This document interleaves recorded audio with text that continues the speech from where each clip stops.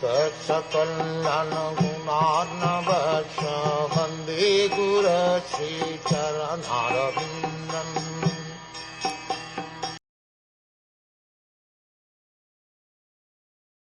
The Lord, the undisputed proprietor of everything, was the only seer. The cosmic manifestation was not present at that time, and thus he felt imperfect without his plenary and separated parts and parcels. The material energy was dormant, whereas the internal potency was manifested.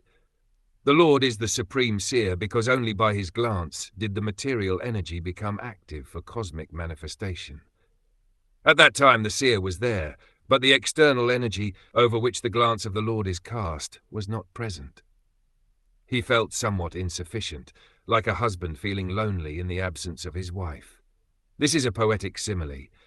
The Lord wanted to create the cosmic manifestation to give another chance to the conditioned souls who were dormant in forgetfulness.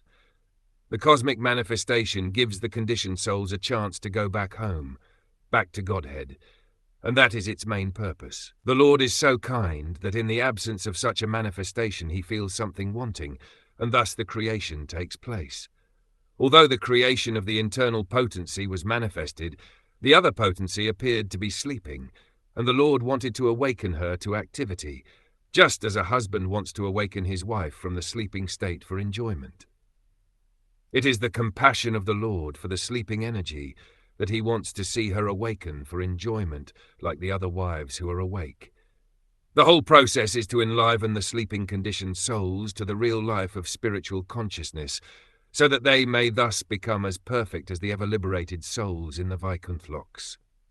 Since the Lord is Satchid Ananda Vigraha, he likes every part and parcel of his different potencies to take part in the blissful rasa, because participation with the Lord in his eternal ras lila is the highest living condition, perfect in spiritual bliss and eternal knowledge.